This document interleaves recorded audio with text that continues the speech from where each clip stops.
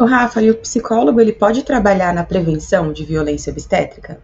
Muitos psicólogos não sabem que podemos orientar mulheres para prevenir a violência obstétrica. E outros psicólogos nem mesmo sabem direito o que é violência obstétrica. Então, o que acontece? Alguns profissionais, alguns psicólogos acham que parto é coisa para enfermeiro, é coisa para médico, que não diz respeito ao psicólogo. E acaba ficando alienado a essa questão, acaba nem sabendo que existe psicologia, né? Conhecimento científico produzido para psicólogos a respeito do parto. Então, nós podemos sim trabalhar na prevenção de violência obstétrica, gente. E nós podemos trabalhar em 3 formatos. O psicólogo, ele pode trabalhar no acolhimento, ele pode trabalhar na orientação e ele pode trabalhar na psicoterapia. E aí isso me faz lembrar de uma vez, há muitos anos atrás, eu tinha acabado de me formar. Durante a graduação, eu fui para muitos congressos apresentar, né, relacionados aí à gestação, parto e pós-parto, sabe?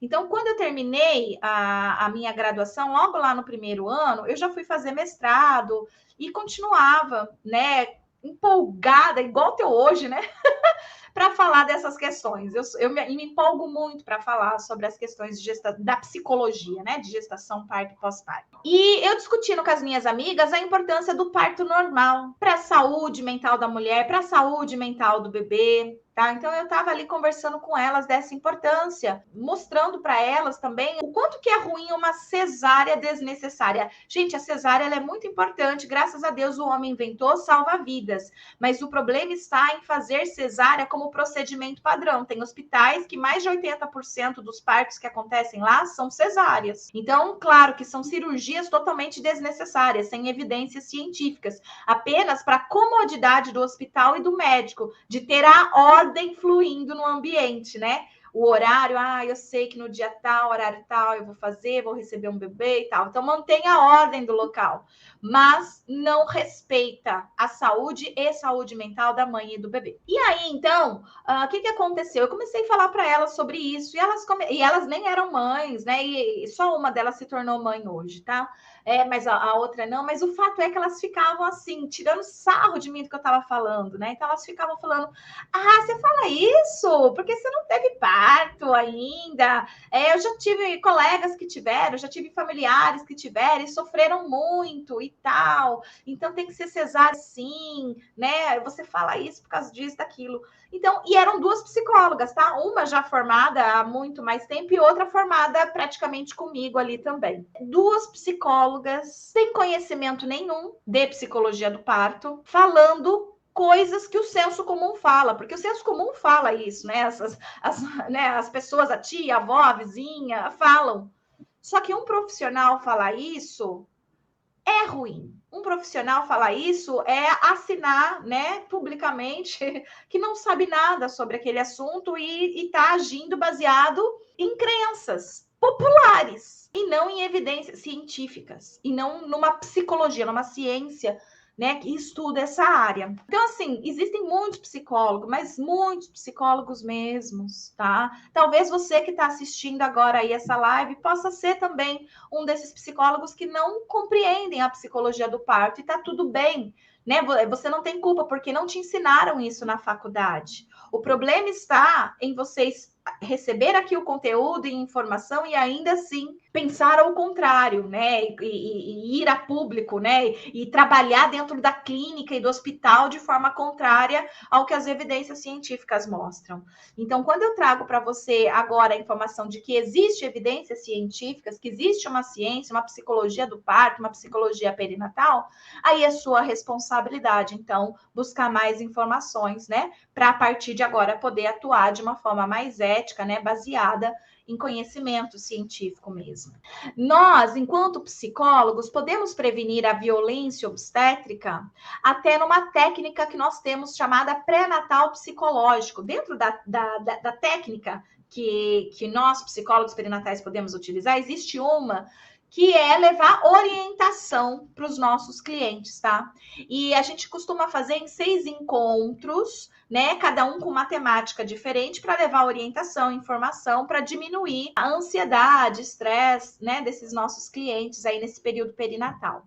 E um dos pontos que a gente sabe que incomoda muito e traz bastante desconforto e ansiedade é justamente o parto. Então, quando a gente leva informações sobre parto, inclusive sobre o que é violência obstétrica, o que é considerado ou não violência obstétrica, isso facilita para o nosso cliente poder exigir os seus direitos e ir atrás, né, de profissionais mais humanizados, adequados, e diminui a chance dessa pessoa passar por uma violência obstétrica. Então, sim, nós podemos prevenir por meio da orientação, por meio de palestras que a gente pode fazer, por meio de lives, levando a informação sobre isso. Então, quando a gente informa, sim, é possível a gente ajudar a diminuir a violência obstétrica. Só que ao abordar esse assunto de violência obstétrica com o meu cliente, por exemplo, é importantíssimo que eu tenha consciência de quem é o meu cliente e da cidade, da região em que ele está inserido. Por quê?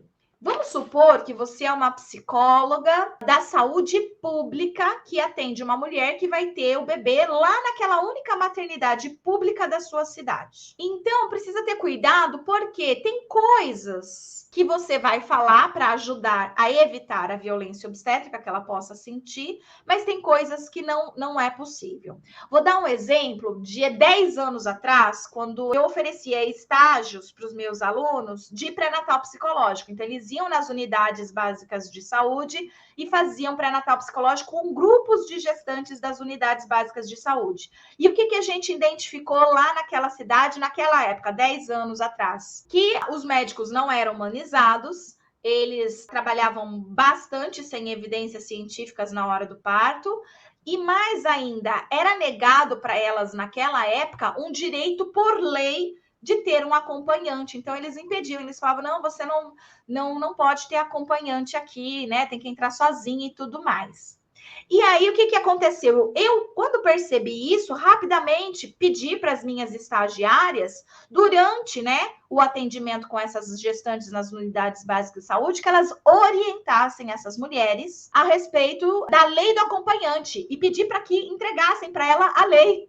Então, elas eu imprimia, entregava para as minhas alunas e minhas alunas distribuíam para as gestantes a lei, para que elas garantissem pelo menos esse direito. E a gente começou a mudar a realidade lá nessa cidade, inclusive a partir dessa orientação. Era uma violência obstétrica que a gente conseguiu corrigir. Com o quê? Com informação, levando informações. Eles ficaram com ódio de mim, claro, né? Nem queriam mais que eu desse aula lá, né? E fizesse esses estágios aí, mas enfim, a gente foi mudando coisas. Então, quer dizer, eu não conseguiria ali mudar tudo, né? Todos os tipos de violência obstétrica, episiotomia, lavagem intestinal, raspagem dos pelos pubianos, o jejum sem necessidade, eu não conseguiria todos. Então, eu tinha que tomar cuidado para que as minhas alunas não falassem tudo, né, para essas gestantes, porque elas não iam conseguir exigir tudo lá, com aqueles médicos, né, sem evidências, trabalhando ali, né, de uma forma. Então, eu não conseguia, mas o que eu conseguiria? Então, eu fui trabalhando naquilo que eu conseguia,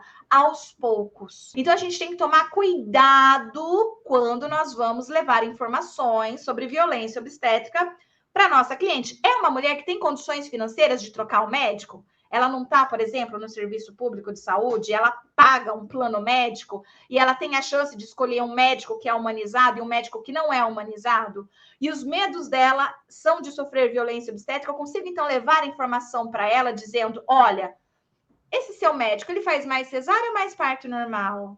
Quando as mulheres fazem parto normal com ele, tem episiotomia ou não tem? Você já investigou? Né? Então, eu levo as perguntas para ela investiga e ela começa a perceber, ufa, tá na hora de eu procurar um outro médico. Ainda bem, né, que eu estou fazendo terapia aqui e já consegui identificar essas coisas que se eu continuasse com esse médico, eu iria para um lado que eu sofreria violência obstétrica. Então, eu vou agora num outro aqui que eu já percebi que a maioria dos partos deles são assim, assado, percebe? Então, consciência é importante. A gente não pode trabalhar com militância total 100% nos atendimentos. Eu tenho que conhecer a realidade da minha cliente e daquele município. O que eu vou falar vai ser possível ser executado? Porque se não for possível, eu coloco essas informações para minha cliente, ela vai lá e exige, muitas vezes ela não tem, o que vai acontecer? No pós-parto ela vai apresentar depressão, ela vai adoecer, vai ter problemas de saúde mental. Que quem começou esse problema de saúde mental fui eu, despreparada, apenas na militância, ali, ó, despreparada, levei informação para ela que eu não sabia se os médicos daquela cidade, se ela teria condições financeiras de buscar outra coisa e tal. Simplesmente vomitei, falei para ela, passei informações e agora eu tenho que lidar com a depressão que vem no pós-parto por causa de coisas que não foi possível. Então, eu tenho que ter consciência, discernimento, mais uma vez, com conhecimento em psicologia perinatal, mais uma vez, com conhecimento em psicologia do parto, eu facilito isso. Even when you feel low, you can still go. Even when you feel slow, you can still go. Even when there's no hope, you can still go. I never answer to no, man, I still go. Go, go.